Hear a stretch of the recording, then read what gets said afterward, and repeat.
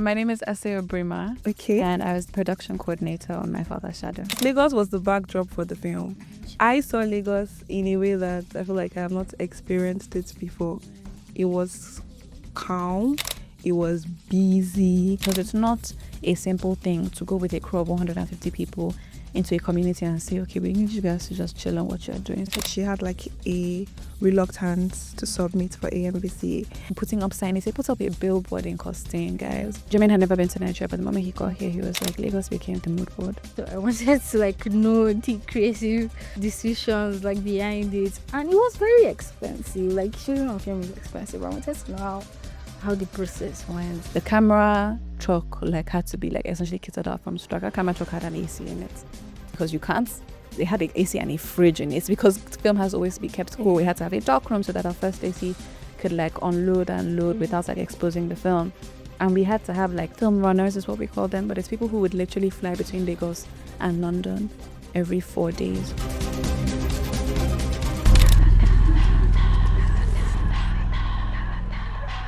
My fellow Nigerians, it is true that the general election was seen to be free, fair, and peaceful. However, there was in fact a huge array of election malpractices virtually in all the states of the Federation before the actual voting began. There were proofs of manipulations through offer and acceptance of money and other forms of inducement against the officials of the National Electoral Commission and members of the electorate.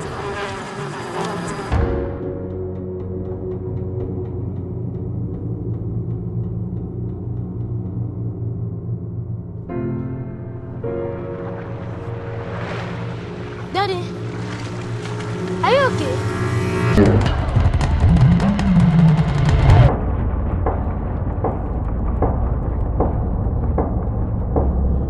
Hi, hello everybody. Hi. Welcome to the Watch This podcast. We have missed you guys. It's been a minute. Yeah. We have a special episode today. We have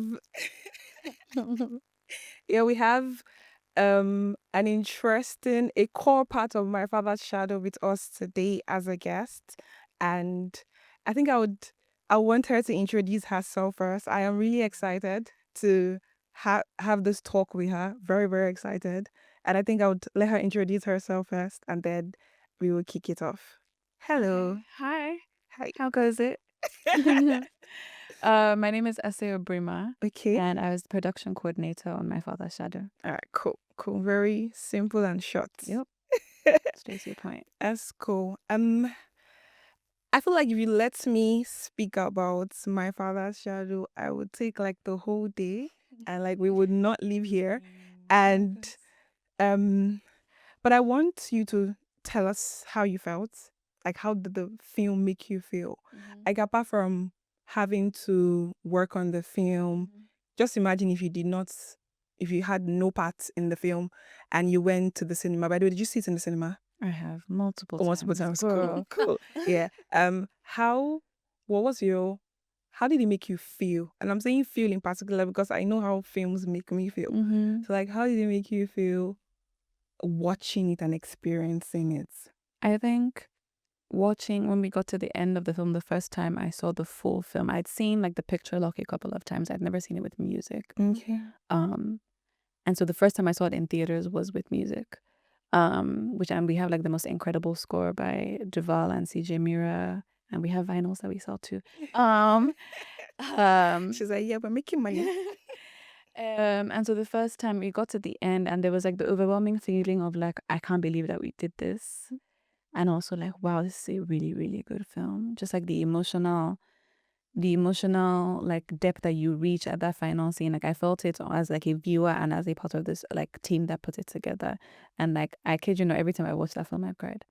I literally watched it for the umpteenth time last week. But it was maybe the first time where I wasn't doing other things at the same time as I was watching it. And once again, beach scene, last scene, cried.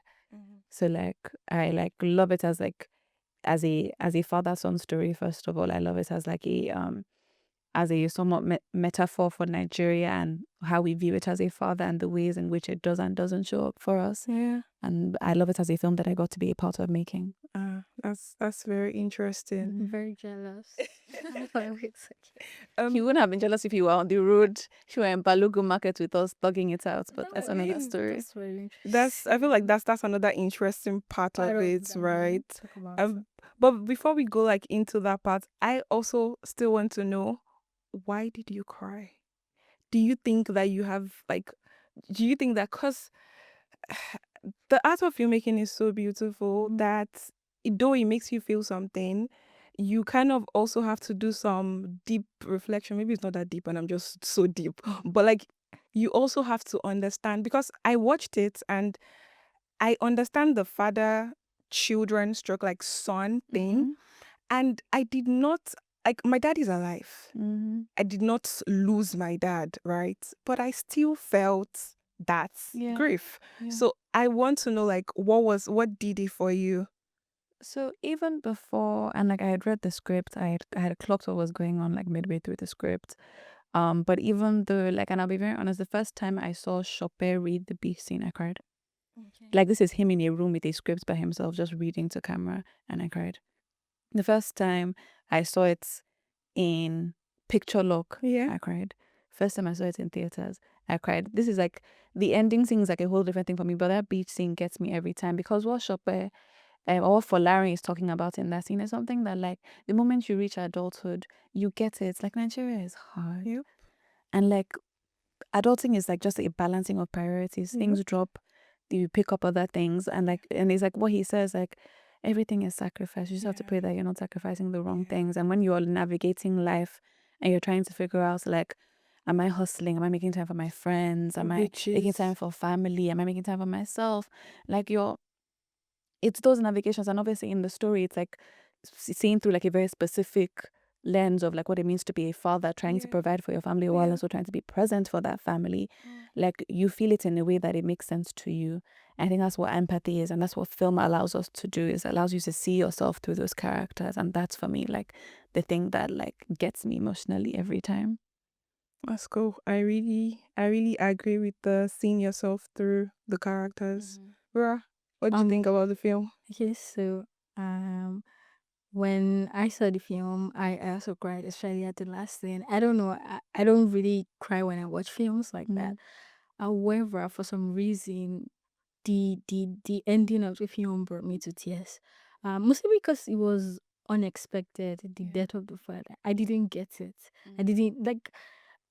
I had to like go on Twitter like the same day to get the like discourse. people Like, like what is just talking happening? about it and saying, oh, okay, This is what this means. This is what this means. This is why this The fact happened. that Chopin was like bleeding through his nose, all of those, but I didn't get it. I thought it was mother that was going to die because she kept appearing at like, I think, 2 intervals. Like, there was one time that they were at the market and then the kids, Folari and the other boy, they saw her and they kept staring at her.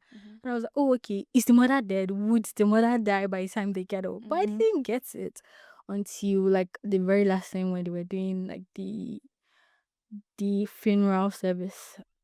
And it was very emotional for me in ways I can't express, because I felt so many things. One of them is nostalgia and the fact that like the children, they got to see like their father in a particular light. So when they lost that presence in their life, they could feel it. Something I relate to in. It's really beautiful. I also really love other parts of the movie that we're going to like talk further. But yeah, after I'd seen the movie, I like try to like get as much as many people to just watch it. And I tried to initiate Kemi, but unfortunately she couldn't see it until last week. I did. So she has like rushed to this cinema. So I've been seeing like clips. I wanted to see it. I think it spent just 2 weeks the first time it was out. It was 4 weeks, but it depended on like where you were. So not all cinemas carried it for the entire 4 weeks. Okay, and I'm like, yes, I have to. I think the most important part of the film for me was the fact that it was like a 24-hour story. I am a sucker for 24-hour stories before sunrise because because She like loves it makes you focus on the story, makes you focus on the dialogue, makes you focus on like the little things, and I like that the movie slowed down. There were parts where you would just see movement, Yeah. and then you would see the detailing in that movement, like someone sitting on the truck with their glasses reading a paper, and you would see everything. And just to build on that, what exactly is the job of the production coordinator? What was your job? What was your role? If you could explain this to like a stereotypical Nigerian parent. What would No, you like, because I say? had to explain it to my parents too. So a production coordinator is sort of like the administrative, like, core of a production. So all matters regarding like paperwork, Okay. logistics tend to flow through production coordinator. I would say the production coordinator tends to be the person who's communicating between production and crew. Okay. So the call sheet is prepared by the AD, but it'll get approved by the production team and the production coordinators who sends it out. Transportation plans, accommodation plans, meal plans are usually put together by the production team, but the production coordinator tends to be like leading that. Contracts, actor agreements, location releases, all manner of paperwork that is involved with making a film of this scale usually goes through the production coordinator at some point, and that person is usually in charge of like filing and making sure that everything is organized. Wrap reports which summarize like everything that we shot that day, what we were supposed to shoot that we weren't able to shoot, what's extra that we shot, anything that happened out of the ordinary that day, that gets put together by the production coordinator and is submitted to like the EPs and the HODs every day. And then at the end, like the production coordinator usually puts together like a wrap reports that essentially like summarizes like everything that happened, like where were things rented from, where are things stored, insurance, cameras, where's everything being kept, so how was everything closed off, is there any remaining film because we shot on film, where is that being kept? That sort of like gives anybody whoever had to come up to this project in the last minute like all the information that you need. I think in summary, like the production coordinator is a bit of like someone, like my friend Aya describes it as the octopus head, I see. that like everything sort of flows back out of you into the rest of production. Yeah. That's interesting because I was going to ask, like, do you have to put systems in place to do your work Yes. in the way that what if that morning or like on one of your most important shoots you couldn't come to work? Will things fall apart? And that happened. I think like in total, I only ever missed one day of shoot, and it's because they wrapped early. Before I was on my way to set, and they were like, never mind, go home. So, but yeah, like the production team is so big, and like people like, it's so important on a film set that like everybody's aware of what you're doing from a production standpoint, that like if anything were to happen, there's an assistant production coordinator, there's a production manager, there's an assistant production manager, there were three production managers actually, so that at any points, like if something like falls through the cracks, somebody can pick it up. Like, yeah. Have you ever worked on the scale? No. What did it feel like? Was it challenging? Did you have to go to the mirror to say, you can do this? It felt like a rubber band being expanded. Like our boss Fumbi, who's the producer on the film, was constantly like, this is going to stretch all of us. She was saying this like a year before. She was like, this is going to stretch all of us. And we're like, yeah, it stretched all of us. And it's just like with film, with long form film, it's really about like stamina and like keeping up the pace. Like in terms of endurance. yes, it's really just, it's an endurance sport. So like there's nothing like drastically different in terms of a process point of view that differs from if you were doing like a big commercial for a really big music video or a really big maybe not a documentary, but like a really big like commercial or short film. But it's like the fact that you have to show up and do this every day for 5 weeks, like that. Well, not every day, like we had like 1 to 2 days off every 5 days. And then, So like that's like keeping up a momentum and so on, of like not getting like a disciple about like the call sheet is a call sheet. Like once I get it, I'll just send it. Like no, like about 4 weeks and people are going to start making mistakes in the call sheets because they're tired. So being sure that you look, being sure that like transportation is still great, that like that people, that crew are like, the crew welfare is still great. They're still being fed good food. That they're still happy with where they're staying. Like all of those things are the things that make it like that can make it challenging to do, but like also make it worth it? I mean, the fact that there's a specific team that paid attention to that part of production, in some ways, I think it reflects on the quality of the film in terms of in the sense that there are so many like little details, like Kemi had mentioned earlier, that when I saw the film, I was like, oh, okay, this is interesting. Like, is there like a particular department that ensures that this person appears on scene? For example, I was checking because I'm very obsessed with film, like I said. So I spent a lot of time trying to like, how did this film come together? What's like the mindset and like. So I was watching one of your BTS on YouTube, and I saw like there was this particular guy holding the mic, all those old mics, the white ones, and it was just like a background character. It didn't really appear on the frame, or like on scene. It's just like his voice, Like a megaphone? yeah, the megaphone. Yeah, it was just like speaking, and then it didn't. I was like, okay, the fact that someone sat down, thought about this, ensured that this particular aspect of reality, because it's this particular aspect of like our life in Nigeria is appeared on the film. It really made sense, and I thought, okay, I wanted to ask if there's like a specific team, like it's maybe a micro, a mini team that was in charge of that.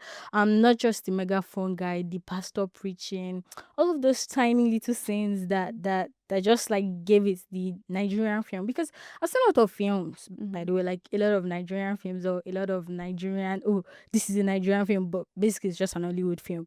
Or an African film, but it's just an Hollywood film, Hollywood producers, Hollywood actors, Hollywood.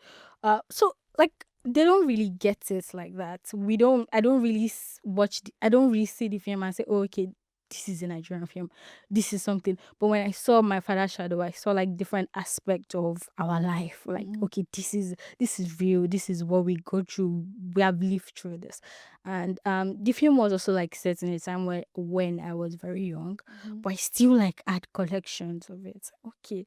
So that was very brilliant, and I wanted to ask you there is like a particular thing. In regards to like the specificities in the film, I think that comes from a place of like care that starts with the writers and the directors. So Wale and Aki are like incredibly detail oriented and like understand that like, while yes, they lived through it, they were the boys' age when they like when June 1993 happens, like they had enough like respect and curiosity about it that they still went and did research.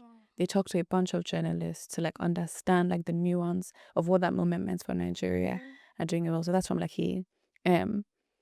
the like sort of like macro element to the story. From the micro elements, obviously like they grew up in Nigeria, so they have their own memories. They're very, very, very granular, detail oriented like writers. I know like in the script there'll be like a guava tree, and so now we're looking for a location with a guava tree. Or figuring out if we're going to move a guava tree. Like they're so specific about what they want to include in scenes and what they show, and that ripples over into like the entirety of the crew. And it's also like it comes from a place of like humility. So like if somebody reads it and goes, oh, that's not how much that would have cost in 1993, being like humble enough to be like, okay, so like what would it have cost? Like let's like, okay, so like since let's sit down with you with the script and tell us like where you think there might be historical inaccuracies. So the humility to do that as writers, people who are and EPs. And then again, the art department like came with so much like energy and thoughtfulness. Nigeria doesn't have like the best like archiving history. There's not really a place where you can go and look for these things. And so they like went to their families and was like, yo, can we get pictures of like the family in the 90s and around that period? And that's how they discovered things like, oh, in 93 people weren't driving cars from the 90s, they were driving cars from the 80s. So that's the kind of cars we should get. And these are the kind of I saw this thing in the background of a family photo. So like that's the kind of TV, that's kind of decor we want to have in the house. And these are the pomades that my dad used for shaving and stuff, for cream, and that's what we're going to put on the dressing table. So like those people being like, people took it personally, right? So it's like, how do we do what we can given the limitations that we have to make sure that we tell the story as beautifully, as authentically, and as specifically as possible, so that Nigerians who the story is for and about like see themselves in it, because that's always the goal. That's interesting. And I'm glad that you touched on collaboration because, like, it's one thing for, say, maybe like a few people on the team to be excellent. And how do you pass down that level of excellence to the whole team? Was it like a team song, a morale chant?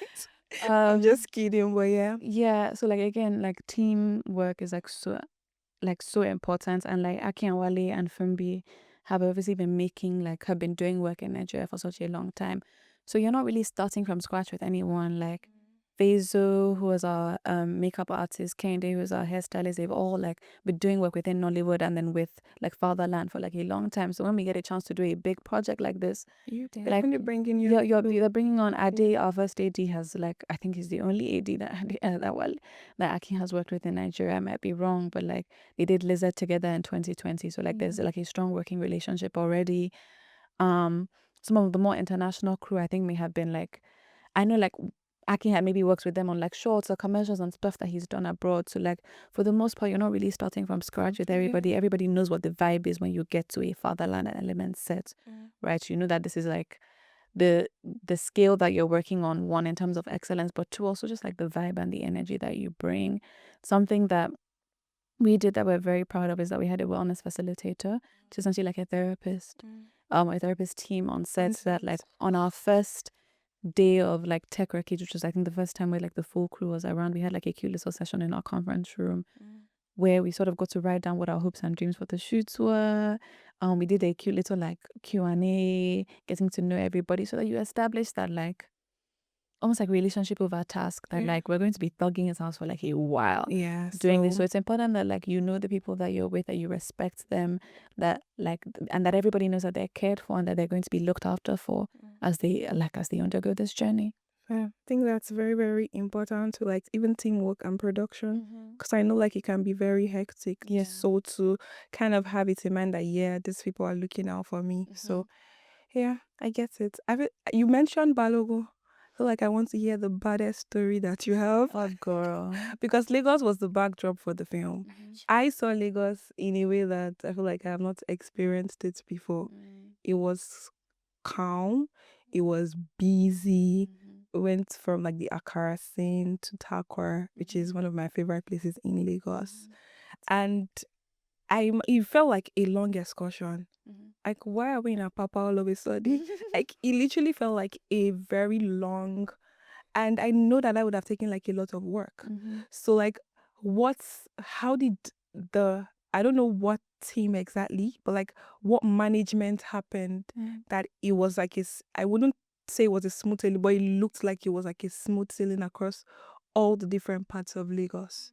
So that really is a conjunction between the production department, the AD department, which is the assistant director department, the locations department, the unit department, the security department, all working in order to service what the creatives need, right? So if like, we need to shoot an amusement park, okay, we're going to the amusement park, we need to shoot on a beach. What's the best beach and the safest beach to put like people in the water in? We need to move from this place to this place. Transportation is figuring out. We need to be in Balogo Market. Security is putting together like a multiple layered plan. So it's really working in conjunction with all of those teams to make sure that that we can do what we need to do creatively, but then everybody is also safe. As we do that, so with like Balogo Markets, and across all locations, we always have to give props to our locations team, because it's not a simple thing to go with a crew of 150 people into a community and say, okay, we need you guys to just chill on what you're doing, so and shoot our little film, right? But like, we always go not to impose ourselves, but to embed ourselves, right? So like, something that our locations and AD team did the day before we shot in Balogo is that they went and casked the entire streets. That's so cool. So they went to all the shops and markets, said, please, we're coming tomorrow. Will you be around? Wow. Will you be willing to be in our film? And that way you're clearing the location. You can see the places like, what logos and stuff can we include? You can ask them to move stuff around. Yeah. And you also end up with a situation where people are like, who are these people who are coming to like impose themselves on our space? They're already aware. You also like, Agberos are like a staple in Lagos, so you can't, like, you're kidding yourself if you think that you can secure your way around the Agbero. So you go and you say, how can we make them a part of our ecosystem? So the extent that like when things were going wrong, it was them that were protecting us in Lagos Island. Same thing in Takwa Bay. You go, you figure out who the community members are, where can we stay, where can we put our unit base, and you make sure that random things like there not being ice, for example, was like a massive, like it was the hottest day on the planet for whatever reason, the day that we shot Aqua, and there was no ice. And it was really through like community reasons that we happened to be able to find somebody who had a freezer who could let us use it, that so that we were able to like keep our crew cool. Yeah. Same thing, just like across the board, like we're in Oshodi, we're in also we were in Yaba, we were in Ibadan, and just like making sure that the people whose homes you're in like understand what you want to do and that they feel respected. And like when you start with that, when you lead with that, like there's a lot that you're able to get done. There will always be challenges across the road. Not everybody is here to support you. And that's where like security and like production and units come in and having like a multi-layered process where like we start with the community, but we also know that yes, we need to have like our own private security, and we need to engage the states to help us keep things secure. When we shot on Third Mainland Bridge, that was like a massive thing of like, how do we shut down The bridge. how do we shut down a major bridge? And eventually like we couldn't, but we had such a good working relationship with the security at that point that we were able to like literally like flow through traffic, stop and start where we needed, and get like what was like a really, really great scene done. That's very interesting. And like really good work. Well done. Sounds like a lot. Thanks to everybody. Yeah. So the film got recognized internationally first. I think I read Fumbi's, I don't know if it's like an Instagram post, but I read a post where she said like she had like a reluctance to submit for AMVC. And I think she mentioned you and somebody else that And Desola Kazi. yes, Desola, that advised her and just encouraged her to do that. And like, why? Why did you think that it was so important?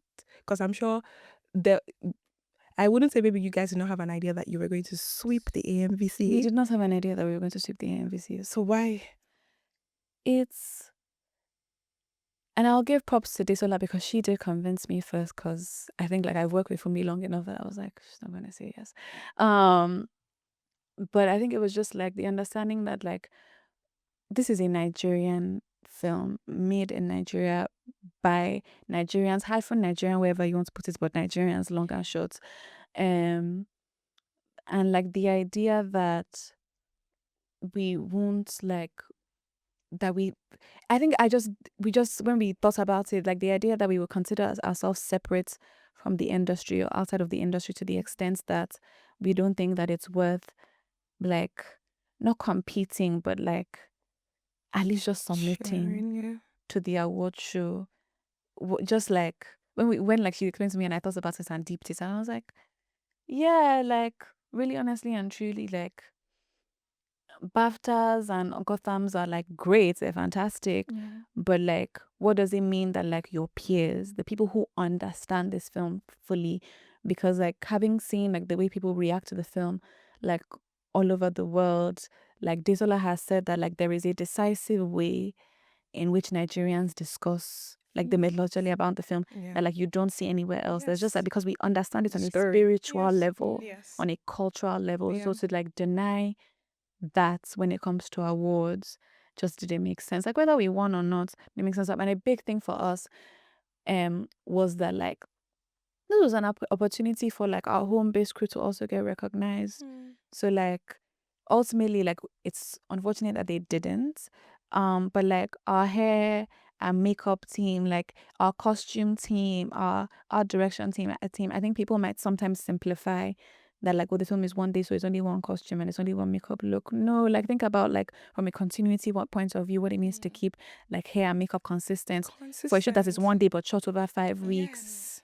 Color, like, so a costume was doing like things that like were blowing my mind. I remember PC Williams, who's our costume designer, talking about like the costume being different shades in different scenes depending on the intensity that you wanted.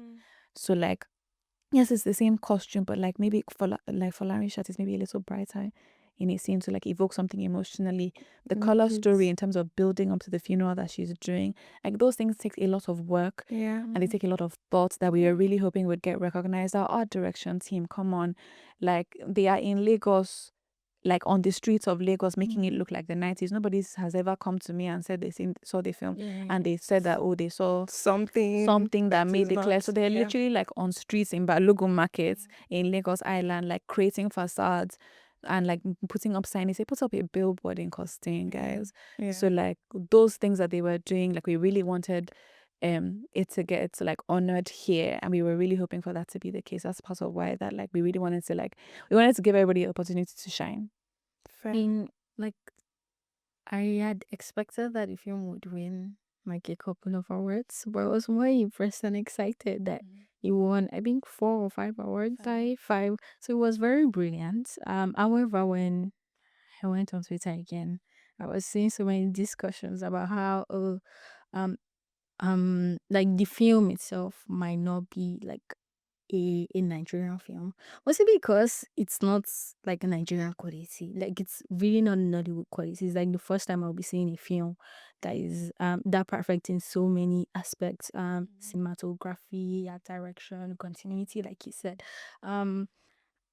However, I realized that as opposed to like the discourses on social media and by people who did not really understand or saw the film, most people did not really see the film, so which was very disappointing.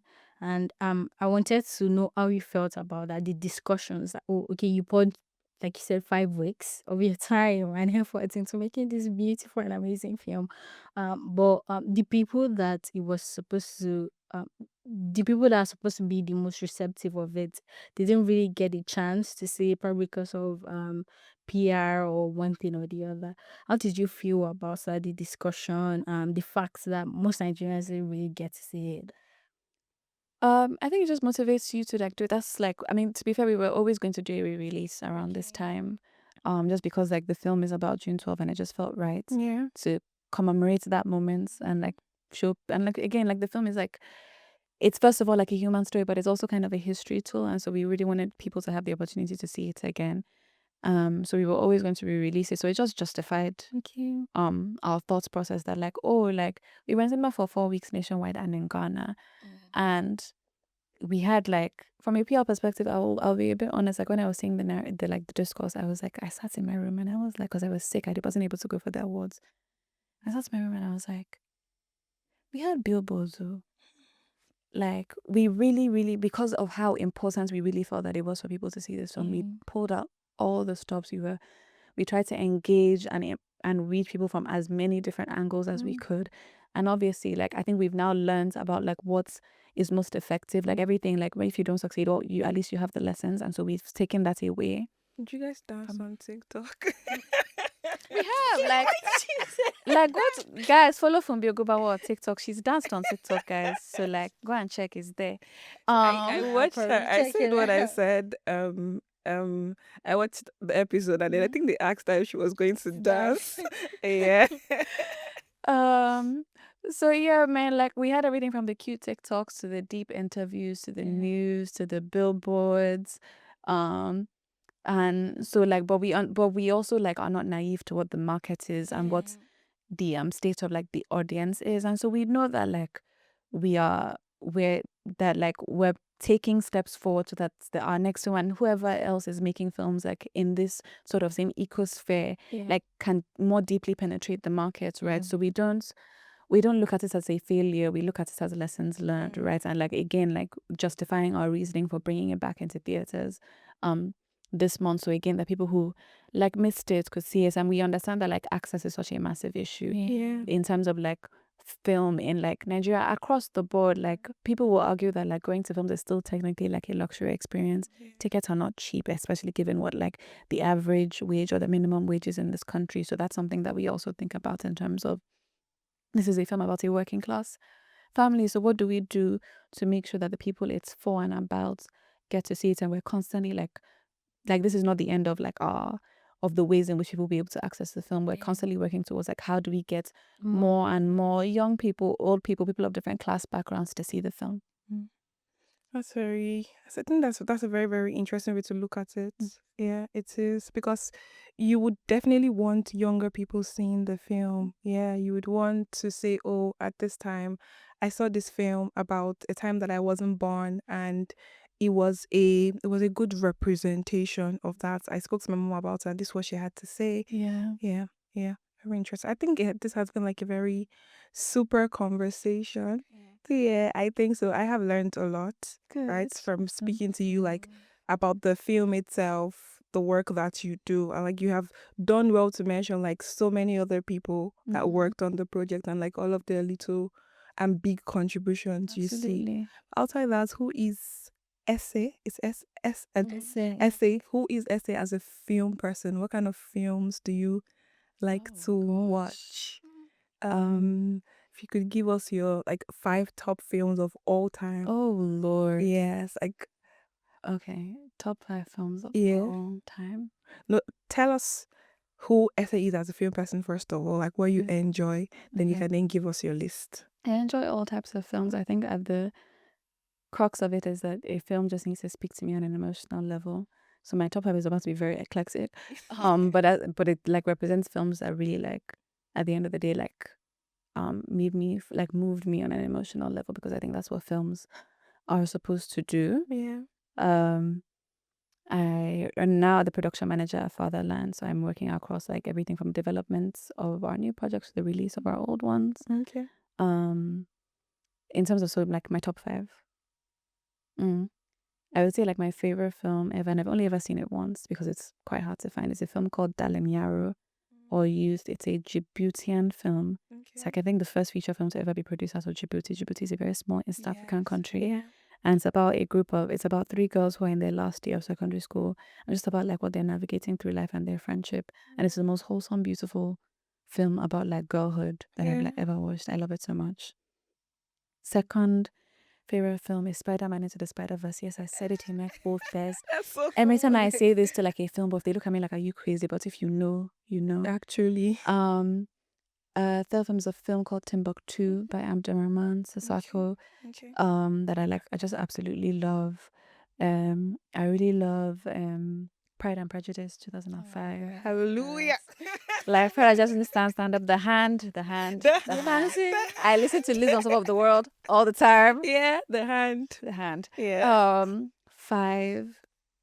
I think with 5, I go back and forth between a film called Blind Spotting. That's like set in Oakland, California. That's like I really love what it's doing in terms of playing with form and like and music and how that's integrated into the storyline. Another film more recently called All Dirt Roads Taste of Salt. It was like the most beautiful, poetic film I've ever seen in my life, that's set in like the American South. Aki talks about it being like sort of not a reference, but something that he'd seen around when they were about to shoot My Father's Shadow that really influenced him. But it's like the most like beautiful, like soft, subtle, focused film I've ever seen, like non-linear film that I've ever seen in my life. So that's my top 5-ish. That is Yeah, that's as range. Yeah, I like that. Really Yeah. beautiful. And we will find some of the films Films and and watch watch them. them. Yes. Yes. DM me when you're done. We'll do. Speaking of films, because I expected that I would find like maybe a film that is in like part of your top 5 that might have any that might have been like a point of reference to My Father's Shadow. But I wanted to ask you personally if there's a film like that that you've seen that you think is very closely similar to My Father's Shadow in terms of maybe storytelling, the colors, the And- look and feel. I know like when the creative team talks about it, like they had like a bunch of like references that they sort of like had in mind and came with. I know Jermaine Edwards, who's our cinematographer, talks about like when I asked him for a list, he maybe like mentioned Hyenas, Jibril Diop Mambeti out of Senegal. But the thing that he says that I think is most important to me, and I know like Aki sort of feels the same way, is that Jermaine had never been to Nigeria, but the moment he got here, he was like, Lagos became the mood board. That like, and Jermaine like, Jermaine stressed us a little bit. We would be in like middle of like Ibadan or like Lagos or something, and Jermaine would have his camera out the window of the car, and we'd be like, you can't do that here. You can't do that here. Jermaine would get out of the car and walk around and be like, this is so, I'm like, please get back into your vehicle. But it's because like that became the inspiration for like how he was going to like shoot like mood boards, movies, references, all of that is great. But like the movie is about Lagos, and so like being in Lagos and trying yeah. to be in the mindset of a child who's seeing Lagos for the first time, that became his reference. And I'm so glad it was, because like I don't think you get what you got if he hadn't had that mindset. My first shadow was shot on film, 16 and I thought it was very interesting. I don't think there's been any Nigerian film that's been shot on film specifically. Aim of a short on film. So I wanted to like know the crazy like decisions like behind it, and it was very expensive. Like shooting on film is expensive. I wanted to know how the process went, like trying to like just figure it out and filming and exporting and Aki had to convince his producers, I can't lie, because everybody was like, oh no, we're not shooting this on film. Because people kept asking, okay, so Aki, are you just on film? Everybody was like, no, of course not. Why would we do this? And Aki was like, oh no, we're shooting on film. And so we shot on film. It's a process to figure out, and so like there's like all the things that you have to do around like film safety or film protocol. So like the camera truck like had to be like essentially kitted out from scratch. That camera truck had an AC in it because you can't. They had an AC and a fridge in it because film has always to be kept cool. We had to have a dark room so that our first AC could like unload and load without like exposing the film, and we had to have like film runners is what we call them, but it's people who would literally fly between Lagos and London every 4 days so that film could be, because we can't, if you're just holding film to the end, if you get there at the end and all of a sudden like things are not looking right, you now have to come back and start again. So literally like they would fly every 4 days, the film would get processed, we would review. So we also couldn't strike sets for like 4 days after we shot because we had to make sure that everything was good in case we needed to go back and reshoot a scene. So like it was just a lot of like really, really good planning on the producer's part in conjunction with production to just make sure that those people could get the film, they could go back and forth quickly, and that like all the departments understood that like we're working at a certain like pace. Akin says that he really likes film because it just slows people down. Like you have to be more mindful. Yes, you have to rehearse more because you have a limited amount of film. You can't, it's not digital where you can just take after take. Like everybody sort of needs to be ready to go at any given point. So that puts everybody like, again, like levels everybody up from an excellence point of view. Yeah. Well, this has been really, really interesting, exciting. I feel like with every new question, there's a new detail. Do we expect like more films like this moving forward? This has been, in a way, it's new and everybody's excited. And like we're gobbling it in and trying to like hold on to it as much as possible. So like, do we expect something new soon? Is there like something in the works? There's always something in the works. Like my father's shadow was 15 years in the making. I think like the first version of the script that Wally wrote, he said to Aki in 2012, 2015. So like it took a long time to get here. But like now, you know, like watch this space. Film, TV, other things. Watch this space. nice. That makes sense. All right. Thank you so much. Of course, thank you. Thank you for loving the film. Like it's like we don't take it for granted that like people take the time to watch it multiple times. And that people see themselves in it, that people are curious about it, that people want to engage with it. So we're very, very grateful. Thank you for your time. And then give our love to the crew. Really, we love excellence, and it's always happy to see that. Yes, thank you. Thank you so much. All right, thank you everyone. This is the Watch This podcast, so like, subscribe And share. share. Yes, thank you very much. Bye.